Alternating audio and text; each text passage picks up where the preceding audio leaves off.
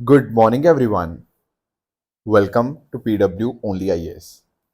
दोस्तों, प्रधानमंत्री मोदी जी ने देश के नाम संबोधन किया था एंड आपने सबने सुना भी होगा उसको, जहां पर प्रधानमंत्री जी ने ये सब बोला था कि हमें अगले 1 साल के लिए जो सोना है वो नहीं खरीदना चाहिए, विदेश नहीं जाना है, at the same time petrol का यूजेज थोड़ा कम करना है एंड उसके साथ साथ जहाँ पर पॉसिबल हो वहाँ पर मेट्रो का इस्तेमाल करें, बसेस का इस्तेमाल करें, अगर पॉसिबल हो तो वर्क फ्रॉम होम करें ताकि जो तेल का कंजम्पशन है वो यहाँ पे कम हो पाए। अब यहाँ पर ये जो बात इन्होंने बताई, अब इसको ऑपोजिशन ने बहुत ही हैविली क्रिटिसाइज किया है। उन्होंने ये बोला है ऑपोजिशन ने कि देखो, ये जो बात करी जा रही है, प्रधानमंत्री देशवासियों के लिए नाम यहाँ पे जो बात कर रहे हैं, ये दरअसल में दिखा रहा है कि सरकार ने अपनी तरफ से पूरी तैयारी नहीं कर रखी। कहीं ना कहीं जो पॉलिसीज़ हैं हमारी अच्छी नहीं रही हैं, जिस वजह से अब जाकर ये देशवासियों को संबोधन किया जा रहा है। पर एक्चुअल में ये जो बात प्रधानमंत्री जी ने करी ना, इसमें अंदर एक कमी भी है। वो कमी दरअसल में हम डेटा के अंदर हम यहाँ पे देख सकते हैं। एक्चुअली पॉइंट पता क्या है कि अगर आप बात करो कि जैसे प्रधानमंत्री जी ने कहा कि हमें ट्रैवल नहीं करना, विदेश नहीं जाना बहुत ज़्यादा, ठीक है ना। अब उसमें एक गड़बड़ पता क्या है, आप नोटिस कर पाओगे कि पहले से ही जो डेटा है वो क्लियरली ये शो कर रहा है कि जो भारतीय टूरिस्ट विदेश जाते हैं, उनके नंबर्स पिछले 2 साल में कंटिन्यूसली कम हुए हैं। तो जो डॉलर्स हम लोग विदेश में स्पेंड कर रहे हैं, वो नंबर्स पहले ही कम हो रहे हैं। और एक्चुअल में जो डॉलर आउटफ्लो बढ़ा है ना, उसका कारण ये था कि जो बड़े-बड़े हाई नेटवर्थ इंडिविजुअल्स जो हैं, वो यहाँ पर डॉलर्स में और बाकी फॉरेन एसेट्स के अंदर इन्वेस्ट कर रहे हैं। तो कहने का मतलब ये है कि डेटा हमें ये बता रहा है कि आम आदमी वैसे भी कोई खास खर्चा नहीं कर रहा विदेशों में जाकर। मेन जो खर्चा हो रहा था डॉलर्स का, वो हो रहा था हाई नेटवर्थ, जो बहुत अमीरों के अमीर जो लोग हैं ना, वो लोग क्या कर रहे थे, वो विदेशी एसेट्स में पैसा डाल रहे थे, जिस वजह से डॉलर आउटगो भारत से बढ़ गया था। तो एक्चुअल में प्रधानमंत्री मोदी जी ने जो मेन कारण था, अमीरों का जो कारण था कि अमीर कैसे इन्वेस्ट कर रहे हैं, जिस वजह से डॉलर देश से बाहर जा रहा है, वो चीज़ यहाँ पे प्रधानमंत्री जी ने एड्रेस नहीं करी। पर एक चीज़ ज़रूर है, सरकार ने यहाँ पे क्लैरिफ़ाई कर दिया है कि देखो, घबराने की कोई बात नहीं है। ये जो सारी बातें बोली गई कि पेट्रोल का कम इस्तेमाल करो या फिर विदेश मत जाओ, सोना ना खरीदो, ये सब चीज़ों पे आपको डरने की कोई बात नहीं है। ये फ़ोकस ये है कि हम अपनी लॉन्ग टर्म तैयारी को हम अपना यहाँ पे जारी रखना चाहते हैं। जैसे सरकार ने यहाँ पे बताया कि भारत के पास लगभग 60 दिन का क्रूड ऑयल रिज़र्व है, लगभग 60 दिन के ही नेचुरल गैस हैं एंड लगभग 45 दिन का रोलिंग स्टॉक एलपीजी का यहाँ पे हमारे पास है। Plus at the same time Bharat के जो फॉरेन एक्सचेंज रिजर्व्स हैं, वो भी लगभग 700 बिलियन डॉलर के आसपास हैं।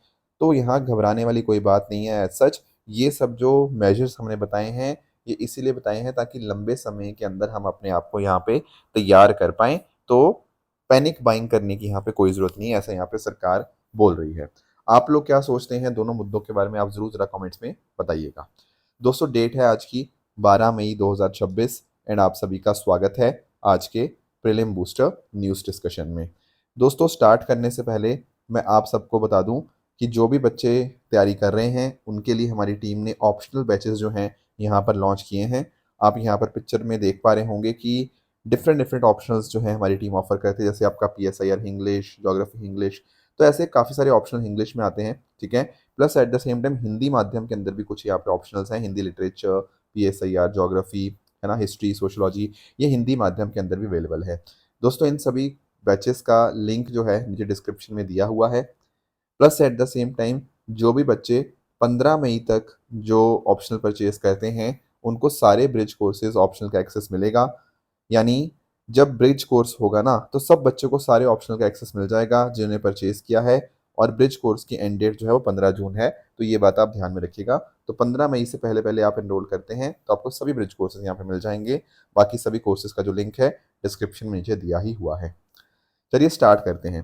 पहला जो टॉपिक आज हमें डिस्कस करना है वो सीडीएस के बारे में है, चीफ ऑफ डिफेंस स्टाफ। सबसे पहले तो ना इसका मीनिंग समझते हैं, फिर इसका करंट कॉन्टेक्स्ट पे आएंगे। देखो, एक्चुअली ना आपको पता होगा कि कारगिल का ना युद्ध हुआ था। अब डेफिनेटली कारगिल के युद्ध के अंदर हमने अच्छा किया, वी वर सक्सेसफुल। बट हमने कारगिल के युद्ध से बहुत सारे सबक लिए। कारगिल के युद्ध के बाद हमने एक कारगिल रिव्यू कमेटी बनाई। उस रिव्यू कमेटी ने ना एक रिकमेंडेशन ये दिया कि भारत देश में चीफ ऑफ डिफेंस स्टाफ की ज़रूरत है। और सिर्फ कारगिल रिव्यू कमेटी नहीं, और भी बहुत सारी डिफेंस रिफॉर्म कमेटीज़ ने ये रिकमेंड दिया था। अब पॉइंट आता है कि ये चीफ ऑफ डिफेंस स्टाफ क्यों बनाने की ज़रूरत पड़ी। देखो होता पता क्या है, जैसे आप लोग नोटिस करते हो, हमारे पास आर्मी है, हमारे पास नेवी है, हमारे पास एयर फोर्स है। अब ये तीनों अलग अलग सेपरेटली काम करती थी पहले। हमने कहा नहीं, ऐसे नहीं चलेगा, हमें चाहिए तीनों के बीच में सामंजस्य, यानी कि कोऑर्डिनेशन। हमें ज्वाइंटली मिलकर प्लान करना होगा, आपस में मिलकर साथ में प्लानिंग करनी होगी। हमें अपने जो भी मिलिट्री ऑपरेशंस करने हैं ना, वो साथ मिलकर इंटीग्रेटेड ढंग से अंदर करने होंगे। इन्हीं सब चीज़ों को इंश्योर करने के लिए जो चीफ ऑफ डिफेंस स्टाफ है, सीडीएस, ये यहाँ पर पोस्ट क्रिएट करी गई। कब? 2019 के अंदर, राइट। सीडीएस जो होते हैं वो हाईएस्ट रैंकिंग मिलिट्री ऑफिसर हैं भारत के अंदर, और ये सरकार के प्रिंसिपल मिलिट्री एडवाइजर हैं तीनों सर्विसेज के मैटर के कॉन्टेक्स्ट के अंदर। ठीक है। इनफैक्ट अगर मैं बात करूं, हमारे रक्षा मंत्री को मेन मिलिट्री एडवाइस कौन देते हैं? वो चीफ ऑफ डिफेंस स्टाफ ही है। समझे मेरी बात को? ठीक है। तो तीनों के बीच में जो कोऑर्डिनेशन है ना, it is very very important. क्योंकि आप नोटिस करो, हमें कुछ ऑपरेशंस करने हैं, प्लस हमें प्रोक्योरमेंट करनी है। अब ऐसा थोड़ी होगा कि आर्मी अपनी प्रोक्योरमेंट का देगा, वो अपना, नेवी अपना देगा ना। हमें इंश्योर करना है कि तीनों की ट्रेनिंग, तीनों की लॉजिस्टिक्स साथ ढंग से हो पाए, और इसी को हम बोलते हैं थिएटर कमांड। ये कॉन्सेप्ट बहुत इंपॉर्टेंट है। We want a proper coordination in logistics, training, communication, procurement, operations. इसके लिए चीफ ऑफ डिफेंस स्टाफ बहुत बहुत ज़्यादा इंपॉर्टेंट बन जाता है। कौन इनको अपॉइंट करता है? Appointment committee of the cabinet, जिसको हेड कौन करते हैं? प्रधानमंत्री जी। अगर हम ऑर्डर ऑफ प्रेसिडेंस की बात करें तो यहाँ पर सीडीएस 12वें नंबर पर आते हैं, which is equal to the 3 service chief, मतलब आर्मी चीफ, नेवी चीफ और एयरफोर्स चीफ के बराबर वाली प्रेसिडेंस के ऊपर यहाँ पे आपको चीफ ऑफ डिफेंस स्टाफ भी देखने को मिल जाएंगे। सीडीएस जो होते हैं वो 4 स्टार जनरल होते हैं, and they are equal to the service chief. बाकी जैसे मैंने आपको इनका रोल बताया कि हमारे जो डिफेंस मिनिस्टर को प्रिंसिपल मिलिट्री एडवाइजर के तौर के ऊपर ये इनका रोल रहता है। उसके साथ साथ चीफ ऑफ स्टाफ कमेटी के जो चेयरमैन हैं वो दरअसल में चीफ ऑफ डिफेंस स्टाफ ही होते हैं, एंड जो DMA, department of military affairs है, उसके सेक्रेटरी आपके सीडीएस ही देखने को मिल जाते हैं। तो ये सारा काम इन्हीं का ही होता है। ठीक है। ज्वाइंटनेस को प्रमोट करना, डिफेंस प्लानिंग करना, तीनों सर्विस एडमिनिस्टर करना, मिलिट्री रिफॉर्म्स यहाँ पे देखना, ट्राई सर्विस की मैंने बात करी, न्यूक्लियर कमांड अथॉरिटी को एडवाइस करना भी इनकी ही जिम्मेदारी रहती है। सही ढंग से पैसा खर्च होना चाहिए डिफेंस का, मॉडर्नाइजेशन टाइम के ऊपर हो, है ना, डुप्लीकेशन ना हो। मेन चीज़ पता क्या है? अभी पता क्या हो रहा था पहले कि आर्मी अपना लगी हुई है, नेवी अपना काम कर रही है, एयरफोर्स अपना, तो उससे कई बार डुप्लीकेशन हो जाता है। तो उस चीज़ को रोकने के लिए हमने यहाँ पर ये चीज़ इंश्योर करी है। पर आपको कुछ बातें और ध्यान रखनी है। हमने सीडीएस को बहुत सारी पावर्स भी दी, पर हमने सीडीएस की कुछ लिमिटेशंस भी रखी। इसका कारण आप समझना। एक्चुअली पता क्या है, कई देशों में ऐसा हुआ है कि वहाँ की आर्मी को बहुत ज़्यादा पावर मिल चुकी थी, और उस वजह से वहाँ पे तख्ता पलट हो गया। अब देखो भारत के अंदर भी आर्मी को पावर है, ऐसे चीफ ऑफ डिफेंस स्टाफ को भी पावर है, बट हमने यहाँ पर इंश्योर ये किया हुआ है कि देखो सीडीएस का काम सिर्फ और सिर्फ कोऑर्डिनेशन और एडवाइस के कॉन्टेक्स्ट में होना चाहिए। ऐसा नहीं है कि ये तीनों सर्विस चीफ्स के ऊपर आते हैं, नहीं, बिल्कुल भी नहीं। जो अभी भी जो ऑपरेशनल कंट्रोल है ना, वो सर्विस चीफ्स के पास ही है। मतलब आर्मी का army service chief, army chief के पास है, नेवी का नेवी चीफ के पास है, एंड ऐसे ही आपका एयरफोर्स का भी अलग है। ऐसे तीनों सर्विस चीफ्स अपनी अपनी फोर्सेस के ऊपर कमांड रखते हैं। Plus at the same time CDS independently यहाँ पर फोर्सेस को डिप्लॉय नहीं कर सकते। Plus at the same time कुछ बड़े बड़े एक्विजिशंस करने हैं तो वो सीडीएस के कंट्रोल के बाहर ही हैं। तो हमने कुछ पावर भी दी हुई हैं, पर हमने इंश्योर ये किया हुआ है कि पावर वो अनलिमिटेड ना हो जाए। ठीक है ना। तो डेफिनेटली सीडीएस का रोल बहुत इंपॉर्टेंट है। जैसे मैंने आपको बताया, क्राइसिस के समय के अंदर तेजी से डिसीजन मेकिंग के अंदर इनका सबसे ज़्यादा इंपॉर्टेंट रोल यहाँ पे बन जाता है। सर अभी हम इसको डिस्कस क्यों कर रहे हैं? दोस्तों अभी हम डिस्कस इसलिए कर रहे हैं क्योंकि लेफ्टिनेंट जनरल एन एस राजा सुब्रमणी जी को हमने नया चीफ ऑफ डिफेंस स्टाफ यहाँ पे अपॉइंट किया है, एंड ये तीसरे पर्सन होंगे after general Bipin Rawat ji and general Anil Chauhan, जिनको यहाँ पर ये सीडीएस की पोजीशन जिन्होंने यहाँ पे होल्ड करेंगे। आज के समय के ऊपर ये military adviser at national security council secretary के तौर के ऊपर काम कर रहे हैं। बाकी इन्होंने पास्ट में vice chief of army staff के तौर के ऊपर काम किया है, and at the same time general officer commanding in chief of Indian army central command के तौर के ऊपर भी पास्ट में इन्होंने यहाँ पे काम किया हुआ है। इनके कुछ मेजर अपॉइंटमेंट्स की बात करें ना, तो देखो एक बहुत ही फेमस ऑपरेशन है, ऑपरेशन राइनो। दरअसल में पता क्या हुआ था, 1990s के अंदर अगर मैं बात करूं असम की, तो असम में उस टाइम के ऊपर ना मिलिटेंट एक्टिविटी जो थी बहुत ज़्यादा बढ़ गई थी। आप सब लोगों ने उल्फा का नाम सुना होगा, United liberation front of Assam. ये इंसर्जेंट ग्रुप था। उस टाइम के ऊपर वहाँ पे लॉ एंड ऑर्डर बहुत ज़्यादा दिक्कत में आ चुका था। देश से काफ़ी सारे ऐसे लोग भी थे जो चाहते थे कि देश से असम को अलग कर दिया जाए, ठीक है ना। तो उस टाइम के ऊपर यहाँ पर हमारे जो नए चीफ ऑफ डिफेंस स्टाफ बनने जा रहे हैं, एनएस राजा सुब्रमणी जी, इन्होंने यहाँ पर 16 गढ़वाल राइफल्स को यहाँ पर कमांड करते हुए इस चीज़ को हमने सक्सेसफुली यहाँ पे रोक पाए कि ये काउंटर इंसर्जेंसी थी, उसको हमने खत्म, मतलब काउंटर इंसर्जेंसी हमने इंश्योर करी और लॉ एंड ऑर्डर को हमने यहाँ पे रिस्टोर किया। बाकी और भी जम्मू कश्मीर के अंदर भी, सेंट्रल सेक्टर के अंदर भी और वेस्टर्न फ्रंट के ऊपर भी यहाँ पे इन्होंने बहुत शानदार काम पास्ट में किया हुआ है। एंड अब यहाँ पर ये भारत के तीसरे चीफ ऑफ डिफेंस स्टाफ यहाँ पे बन चुके हैं। आगे आएंगे दोस्तों, नेक्स्ट टॉपिक हमारे सामने है, it is regarding chief minister Vijay. तो जो फाइनली देखो तमिलनाडु के नए चीफ मिनिस्टर बन गए हैं विजय। अब यहाँ पर ना बहुत ज़्यादा कंट्रोवर्सी रही इनकी अपॉइंटमेंट के रिगार्डिंग, क्योंकि एक्चुअली पता क्या हुआ था कि गवर्नर ने कैसा रोल प्ले किया उसके ऊपर कई लोगों ने क्वेश्चन मार्क उठाया कि गवर्नर ऐसे क्यों नहीं इनको बुला रहे थे, बाद में जाके कैसे बुला लिया। तो थोड़ा सा हम यहाँ पे इस चीज़ को समझने की कोशिश करते हैं। देखो सबसे पहले तो ना मैं आपको कुछ बातें गवर्नर के बारे में बताता हूँ, क्योंकि यहाँ पे ना क्वेश्चन मार्क गवर्नर के रोल के ऊपर उठा है। अब एक्चुअली गवर्नर आप जानते होंगे कि एक स्टेट के कॉन्स्टिट्यूशनल हेड होते हैं, plus at the same time he is the nominal executive, ठीक है। रियल एग्जेक्टिव नहीं होते, नॉमिनल एग्जेक्टिव होते हैं under this parliamentary system of governance. Real तो आपके चीफ मिनिस्टर ही होते हैं।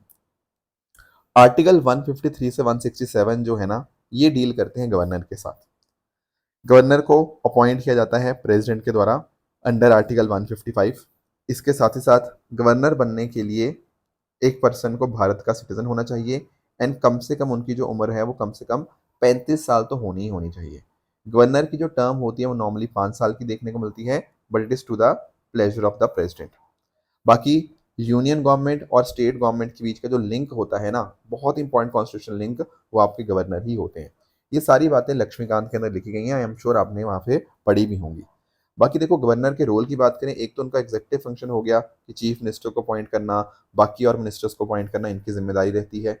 फिर स्टेट लेजिस्लेचर को मान लो बुलाना हो, समन करना हो, प्रोरोग हो गया, या फिर उसको डिसॉल्व करना हो, ये सारे काम गवर्नर ही करते हैं। फिर कई ऐसे बिल्स हो सकते हैं जहां पर गवर्नर को लगे कि नहीं यार ये राष्ट्रपति के पास जाना चाहिए, तो उन बिल्स को रिजर्व करना वो भी गवर्नर का ही यहाँ पे काम रहता है। एक इंपॉर्टेंट बात यहाँ पे पता क्या है, वो है डिस्क्रिशनरी फंक्शंस की। एक्चुअली क्या, पता क्या है कि गवर्नर के पास कुछ डिस्क्रिशनरी फंक्शंस भी हैं। आर्टिकल 163 जो है ना, वो इसी की बात करता है। आर्टिकल 163 बात करता है कि गवर्नर को जहाँ पर कुछ ऐसे सिचुएशंस हों जहाँ पर कॉन्स्टिट्यूशन परमिट करता है इंडिपेंडेंट जजमेंट, वहाँ पर वो अपने डिस्क्रिशन से जजमेंट भी यहाँ पे ले सकते हैं। जैसे फॉर एग्जांपल बिल रिजर्व करना, प्रेसिडेंट रूल को रिकमेंड करना, या फिर हंग असेंबली हो चुकी है जब किसी को क्लियर मेजोरिटी नहीं है, तो वहाँ पर डिस्क्रिशन के साथ थोड़ा हद तक काम किया जा सकता है। तो अभी यहाँ पे क्या हुआ था कि टीवी के जो चीफ थे विजय, उनको काफ़ी अच्छे खासे नंबर्स मिले थे, हालांकि उनको मेजोरिटी नहीं मिल पाई थी। फिर बाद में उन्होंने अलग अलग पार्टीज का कोलिजन बना के अपनी मेजोरिटी पाई, बट पहले उनके पास कंप्लीट मेजोरिटी नहीं थी, तो उस टाइम गवर्नर के रोल के ऊपर यहाँ पे क्वेश्चन मार्क उठा था। बट एनीवेज हम थोड़ा समझते हैं इसको। आर्टिकल 164 जो बात करता है कि चीफ मिनिस्टर अपॉइंट होंगे गवर्नर के द्वारा, ये हमने डिस्कस कर लिया। आर्टिकल 163 भी डिस्कस कर लिया। अब होता पता क्या है कि एक कन्वेंशन है, कॉन्स्टिट्यूशनल कन्वेंशन क्या है कि अगर हम बात करें कि गवर्नर किसको इनवाइट करता है, ऐसे लीडर को जिसके पास मेजॉरिटी सपोर्ट होती है कि आप आइए और आप सरकार बनाइए। पर अगर मान लो हंग असेंबली हो, किसी को भी यहाँ पर मेजॉरिटी ना मिले, कोई भी ऐसे पार्टी ना हो, तो उस केस में ना पता क्या होता है, हम प्री पोल अलायंसेस को प्रायोरिटी देते हैं as compared to post poll arrangement. Pre poll का मतलब क्या है, देखो इलेक्शन से पहले, इलेक्शन होने से पहले किन पर्टिकुलर पार्टीज के बीच में समझौता था। जैसे मैं आपको एग्जांपल देता हूँ, जैसे अगर मैं बात करूँ इलेक्शन से पहले की, तो इलेक्शन से पहले डीएम की और कांग्रेस के बीच में ना एक प्री पोल अलायंस था। It was before the election which was there, है ना। लगभग 20 साल से इनका यहाँ पे अलायंस चल रहा था। बट यहाँ पे इनके पास तो मेजोरिटी नहीं थी, पर अभी फिर अब फाइनली फोकस हुआ पोस्ट पोल अरेंजमेंट के ऊपर कि इलेक्शन के बाद, अब जैसे आपने नोटिस किया होगा, जो विजय की पार्टी है और जो कांग्रेस है और कुछ अन्य दल जो थे, इन सब ने मिलकर यहाँ पर अब यहाँ पे अपनी मेजोरिटी यहाँ पे अचीव करी है। तो पॉइंट पता क्या है, प्रायोरिटी दी जाती है प्री पोल के ऊपर, कि पहले पोल से पहले किसी के अलायंसेस थे या नहीं थे, उनको हम यहाँ पे कोशिश करें कि आप आओ और सरकार बनाओ। अगर नहीं हो पाते फिर पोस्ट पोल अरेंजमेंट की तरफ यहाँ पे हम चलेंगे। एक और भी बात ध्यान में रखनी है कि भाई देखो, आपको मेजोरिटी प्रूव करनी होती है आपकी फ्लोर ऑफ द हाउस के ऊपर, ठीक है। तो मेजोरिटी प्रूव करने के लिए फ्लोर टेस्ट होना चाहिए। गवर्नर अपनी मर्जी से डिसाइड नहीं करेगा कि इसकी मेजोरिटी है या नहीं है, उसके लिए वो फ्लोर टेस्ट यहाँ पे होगा। इवन एसआर बम्बई केस के अंदर यहाँ पे बोला गया था कि हाँ बिल्कुल, जो मेजोरिटी सपोर्ट है वो वहीं पर टेस्ट होगी। Plus at the same time Rameshwar Prasad case के अंदर भी यही बात हुई। और एक्चुअली पॉइंट पता क्या है, कि जो हम बात करते हैं ना आर्टिकल 163 की, डिस्क्रिशनरी पावर ऑफ गवर्नर, वो जुडिशियल रिव्यू के अंतर्गत आती हैं। अगर गवर्नर ने अपनी बहुत ही गलत इंटेंशन के साथ कुछ एक्शंस लिए हैं, अपनी डिस्क्रिशनरी पावर का मिसयूज करने की कोशिश करी है, तो वहां पर जुडिशियल रिव्यू भी यहाँ पे संभव है। अब पॉइंट यही आती है कि देखो, गवर्नर का रोल ना बहुत ही अच्छा होना चाहिए, क्योंकि दोनों के बीच में इंपॉर्टेंट लिंक है। पर कई बार ऐसा देखने को मिला है कि गवर्नर क्या होते हैं कि कई बार वो पार्टीसन फंक्शनिंग करते हैं, यानी कि जो सरकार सेंट्रल लेवल के ऊपर है ना, उनके सपोर्ट में फैसला करते हैं, जबकि उनको रहना चाहिए था इम्पार्शियल। ऐसे बहुत सारे केसेस देखने को मिले, जैसे कर्नाटका का 2018 का, गोवा मणिपुर 2017 का। तो अलग अलग तरह से इन्वाइट किया जाता है। कई बार उनका मन करता है कि चलो भाई आज आप प्री पोल अलायंस वाले आ जाओ, कई बार वो पोस्ट पोल को बुला लेते हैं। अपनी मर्जी से यहाँ पे चल रहा है, कोई प्रॉपर स्टैंडर्ड्स के हिसाब से यहाँ पे कई गवर्नर्स काम नहीं कर रहे। कई बार क्या होता है, जानबूझकर फ्लोर टेस्ट को डिले किया जाता है।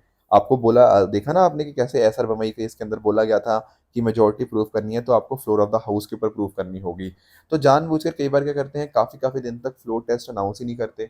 उस चक्कर में क्या होता है, कोई एमएलए इधर का उधर चला जाता है, उधर का इधर आ जाता है, ये सब चलता रहता है। इनफैक्ट आजकल भी यही चल रहा है, आपने नोटिस किया होगा कि काफी सारे एमएलए को कहीं रिजॉर्ट में रखा जाता है कि यार कोई बिक ना जाए, कोई उधर ना चला जाए, किसी के घर कोई रेड ना पड़ जाए, ये सब चीजें चलती रहती हैं।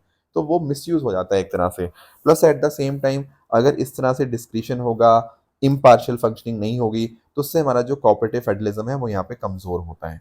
बाकी देखो, सरकारिया कमीशन ने भी बोला था कि प्री पोल अलायंस को यहाँ पे हमें यहाँ पे ज़्यादा इनवाइट करना चाहिए, उनको यहाँ पे प्रायोरिटी देनी चाहिए।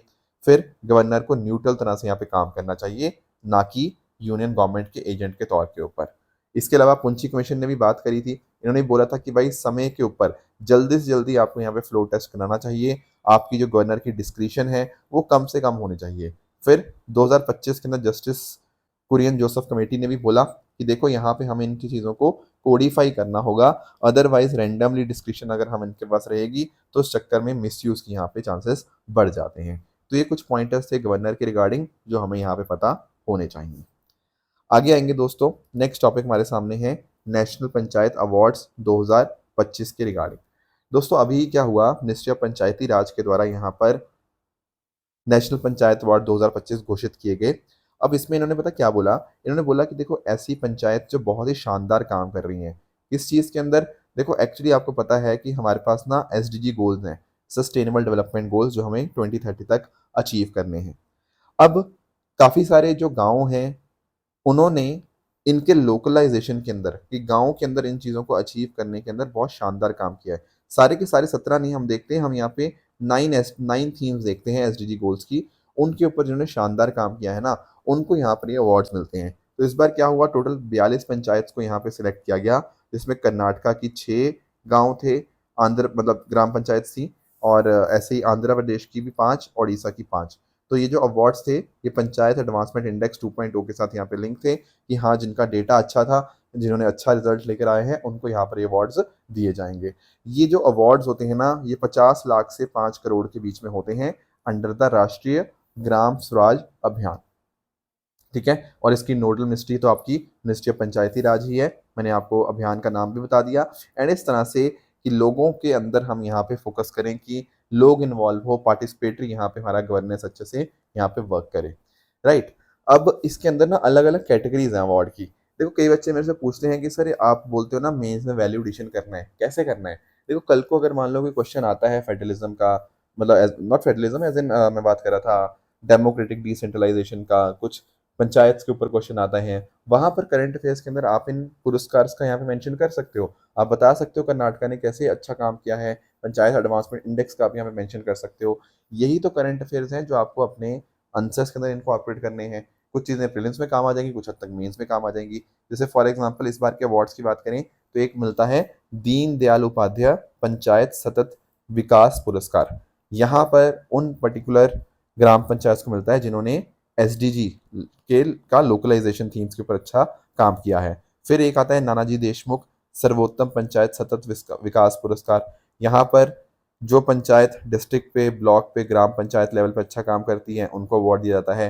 फिर आत्मनिर्भर पंचायत अवार्ड, जो कहीं ना कहीं सेल्फ अपनी तरफ से रेवेन्यू जनरेट कर पाए, ठीक है, आत्मनिर्भर है ना, तो रेवेन्यू जनरेट खुद कर पा रही है, उसको यहाँ पर ये अवार्ड दिया जाता है। फिर climate action special panchayat award, जो नेट जीरो कार्बन मिशन की तरफ काम कर रहे हैं, रिन्यूएबल सोर्सेज का अच्छा इस्तेमाल कर रहे हैं, उनको ये अवार्ड दिया जाता है। एक मिलता है पंचायत क्षमता निर्माण सर्वोत्तम संस्थान पुरस्कार, ये भी उन्हीं को मिलता है जिन्होंने ग्राम पंचायत में अच्छा काम किया है localisation of SDG goal achieve करने के अंदर। तो ये कुछ इंपॉर्टेंट अवार्ड्स हैं जो आपको यहाँ पे अच्छे से क्लियर होने चाहिए। आगे आते हैं दोस्तों, नेक्स्ट टॉपिक हमारे सामने है रविंद्रनाथ टैगोर जी के रिगार्डिंग। ये थोड़ा सा टॉपिक एक्चुअली लास्ट वीक में था, ये मिस हो गया था मेरे से, तो मैंने आज इसको पिक कर दिया। प्रधानमंत्री मोदी जी ने गुरुदेव रविंद्रनाथ टैगोर जी को यहाँ पे ट्रिब्यूट्स पे किए हैं उनके बर्थ एनिवर्सरी के ऊपर। तो थोड़ा सा जान लेते हैं रविंद्रनाथ टैगोर जी के बारे में। दोस्तों, इनको गुरुदेव, कवि गुरु, विश्व कवि के नाम से भी यहाँ पे जाना जाता है। और डेफिनेटली देखो, ये सबसे इम्पॉर्टेंट पोइट तो थे ही थे, बट उसके अलावा philosopher, novelist, dramatist, painter, composer and Bengal से एक बहुत फेमस सोशल रिफॉर्मर के तौर पे निकल कर आए। अब इनका जो बर्थ एनिवर्सरी है ना, वो 25 से बैसाख, 25 से मतलब 25, 25th day of the Bengali month of Baisakh, ठीक है, बैसाख जो मंथ होता है उसके 25वें दिन के ऊपर यहाँ पे इनका जो जन्म है वो यहाँ पे हम सेलिब्रेट करते हैं। एंड इनफैक्ट इन्होंने यहाँ पर एक पोइम भी लिखी इसी चीज़ के ऊपर, 25 से बैसाख अपने बर्थ के ऊपर ही इन्होंने यहाँ पे एक पोइम भी लिखी है। हालांकि जो सबसे इंपॉर्टेंट बात आपको ध्यान रखनी है कि रविंद्रनाथ टैगोर जी पहले नॉन यूरोपियन नोबल लॉरिएट हैं लिटरेचर के अंदर। 1913 के अंदर इनको यहाँ पे नोबेल प्राइज मिला था अपने वर्क गीतांजलि के लिए। बहुत ही इंपॉर्टेंट ये लाइन आपके लिए बन जाती है। बाकी बंगाल के अंदर रिफॉर्म्स लाने के लिए इन्होंने बहुत इंपॉर्टेंट काम किया, ठीक है ना, अपनी लिटरेचर के माध्यम से, अपनी पेंटिंग्स के माध्यम से इन्होंने यहाँ पर रिफॉर्म्स लाने की कोशिश करी। फिर शांति निकेतन के अंदर यहाँ पे इन्होंने विश्व भारती यूनिवर्सिटी यहाँ पे क्रिएट करी। एंड जहाँ पर आप नोटिस कर पाओगे, जहाँ पर इनका फोकस था कि ऐसी शिक्षा दी जाए जो एक्चुअल में आपको कुछ चीज़ें सिखाए, ना कि सिर्फ रट्टा लगवाए, इसके ऊपर इनका यहाँ पे फोकस रहा। तो एजुकेशन के अंदर भी ना इनका प्रैक्टिकल लर्निंग के ऊपर बहुत ज़्यादा ध्यान था। फिर भारत का जो नेशनल एंथम है जनगण मन, वो यहाँ पे इन्होंने कंपोज किया। इनफैक्ट बांग्लादेश का जो नेशनल एंथम आज के समय आपको देखने को मिलता है, अमार सोनार बांग्ला, वो भी इनके द्वारा ही कंपोज आपको देखने को मिल जाता है। 1915 में ना दरअसल में इनको ब्रिटिश नाइटहुड यहाँ पे दिया गया था, बट जब 1919 में जलियांवाला बाग हत्याकांड हुआ उसके बाद इन्होंने यहाँ पे अपना जो नाइटहुड था वो यहाँ पे वापस कर दिया। कुछ इंपॉइंट इनके वर्क्स की बात करें, एक तो है गीतांजलि, एक है घरे बैर, एक गोरा, 4 अध्याय, ठीक है, where the mind is without fear, ये बहुत इंपॉर्टेंट की पोइम आपको गीतांजलि में इंक्लूडेड आपको देखने को मिल जाती है, जो बात करती है कि जब भारत कहीं ना कहीं डर से बाहर आएगा तो कितना शानदार भारत यहाँ पे लगेगा। फिर एकला चलो रे, ठीक है, 1905 में इन्होंने यहाँ पे लिखा था जब स्वदेशी मूवमेंट यहाँ पे चल रहा था बंगाल के अंदर। तो उस टाइम उन्होंने बताया कि कैसे अगर आपके साथ पब्लिक सपोर्ट नहीं भी है तो आपको सच की तरफ अकेले चलने में भी कोई डर नहीं होना चाहिए। बाकी देखो, इनके बारे में ना एक इंटरेस्टिंग बात आपको जो ध्यान रखनी है कि एग्रेसिव नेशनलिज्म को इन्होंने क्रिटिसाइज किया। दोस्तों, दरअसल में ना रविंद्रनाथ टैगोर जी ये मानते थे कि सबसे बड़ी चीज़ होती है ह्यूमैनिटी। हमें एक इंसान की मदद करनी चाहिए, चाहे वो किसी भी धर्म का हो, किसी भी देश का हो, राइट। तो इन्होंने बोला कि यार इतना ज़्यादा नेशनलिज्म के ऊपर अननेसेसरी फोकस नहीं होना चाहिए। मैं ये बॉर्डर्स वगैरह के अंदर उतना नहीं मानता कि यहाँ पे लकीर खींच दी तो यहाँ पर एक अलग देश बन गया। हम मानते हैं ह्यूमैनिटी के अंदर कि सामने वाले इंसान का हमें अच्छा करना है, हमें साथ मिलजुल कर रहना है। That was its their focus. And उनका फेमस जो आइडिया था वो यही था कि patriotism cannot be our final spiritual shelter, my refuge is humanity, ठीक है ना। बहुत इनके फेमस कोट है वो यहाँ पे देखने को मिल जाती है, जो ह्यूमैनिटी को सबसे ऊपर यहाँ पे रखते हैं। अगला टॉपिक दोस्तों हमारे सामने है ICGS अचल। अचल का मतलब जानते हो, अचल होता है जो चीज़ फर्म होता है, बहुत ज़्यादा फर्म, ठीक है, कमिटमेंट उसकी बहुत ही शानदार होती है, उसको बोलते हैं अचल। तो हमने यहाँ पर इंडियन कोस्ट गार्ड ने यहाँ पर कमीशन किया है इंडियन कोस्ट गार्ड शिप अचल को at the Goa shipyard limited. अब थोड़ा समझते हैं कि आखिर ये है क्या। देखो, सबसे पहली बात तो ये है एक फास्ट पेट्रोल वेसल। पेट्रोल आप समझते हैं, पेट्रोलिंग के लिए। पेट्रोलिंग मतलब जैसे फॉर एग्जांपल हमारे समुद्र के अंदर कोई बाहर से कोई पर्टिकुलर शिप आने की कोशिश करे तो उसको रोकना। फिर बहुत सारे हमारे स्मगलिंग ऑपरेशंस होते हैं दुनिया भर के अंदर, उनको रोकना, एंटी स्मगलिंग ऑपरेशंस। इसके साथ साथ अगर हम बात करें डिजास्टर मैनेजमेंट के अंदर ये मदद करते हैं। फिर कई बार सर्च एंड रेस्क्यू ऑपरेशंस यहाँ पे करने पड़ जाते हैं विद रिगार्ड्स टू पीपल की कोई यहाँ पे खो गया है, ठीक है ना, हमारे यहाँ पे कोई दुर्घटना घट गई है तो वहाँ पर सर्च एंड रेस्क्यू, हमारे फिशरमैन को रेस्क्यू करना, डिजास्टर विक्टिम को रेस्क्यू करना, वो सब चीज़ें, सर्वेलेंस यहाँ पर करना, ठीक है ना, क्योंकि पेट्रोलिंग करनी है। फिर मैरीन पोल्यूशन कहीं पर हो रखा है तो वो सारी चीज़ें यहाँ पे देखता है। देखने के लिए हमने यहाँ पे इंडियन कोस्ट गार्ड शिप यहाँ पे जो अचल है वो यहाँ पे हमने कमीशन करी है। तो ये एक नई जनरेशन अदम्या क्लास की फास्ट पेट्रोल वेसल है of the Indian coast guard. अब इसके बारे में कुछ खास बातें आप यहाँ पे देख लीजिए कि लगभग हम यहाँ पे इस तरह से 8 फास्ट पेट्रोल वेसल्स यहाँ पे बना रहे हैं। उसमें 5वीं वेसल आपको ICGS अचल आपको देखने को मिल जाएगी, जिसको कि गोवा शिपयार्ड लिमिटेड ने यहाँ पे बनाया है। ये नॉर्थ वेस्ट जो है ना कोस्ट गार्ड रीजन है, उसमें यहाँ पे उसके अंतर्गत यहाँ पे फंक्शन करेगी। अब इसको काम करने के लिए इसमें 2-3 हज़ार किलोवाट के एडवांस डीजल इंजन आपके यहाँ पे इसको चलाएंगे और इसकी जो हाईएस्ट स्पीड होगी ना वो 27 नॉट्स होगी। देखो, नॉट्स ना हम स्पीड को मेजर करने के लिए करते हैं, मतलब अगर आप मोटा मोटा इसको आप किलोमीटर पर आवर में कन्वर्ट करोगे तो लगभग 50 किलोमीटर पर आवर की आप इसकी स्पीड यहाँ पे आप देख सकते हो। एंड अगर हम बात करें इसके ऑपरेशनल एंडोरेंस का मतलब क्या होता है, इट सिंपली मीन्स कि यार देखो, जैसे मैंने बताया ना कि यहाँ पे 2 आपके इंजन हैं जो काम करेंगे। अब कितना समय ये जो आपकी शिप है वो अच्छे से काम कर पाएगी बिना किसी इम्पैक्ट के, तो उसका आंसर है बिना कोई रिफ्यूलिंग के, वो है 1500 नॉटिकल माइल्स। अगर आप इस 1500 नॉटिकल माइल्स को किलोमीटर में देखना चाहते हो तो लगभग 2700-2800 किलोमीटर के आसपास आता है। तो इतना किलोमीटर यहाँ पर ये बिना रिफ्यूलिंग के यहाँ पे काम कर सकती है। बाकी इसमें बहुत ही शानदार आपको ब्रिज सिस्टम आपको देखने को मिल जाएगा, इंटीग्रेटेड मशीनरी कंट्रोल सिस्टम है, ऑटोमेटिक पावर मैनेजमेंट सिस्टम आपको देखने को मिल जाएगा। और इसको बनाने के लिए लगभग 60% जो कंटेंट था वो लगभग भारत में बना था। तो डेफिनेटली यहाँ पर भी हमारी जो आत्मनिर्भरता है आपको आती हुई देखने को मिल जाती है।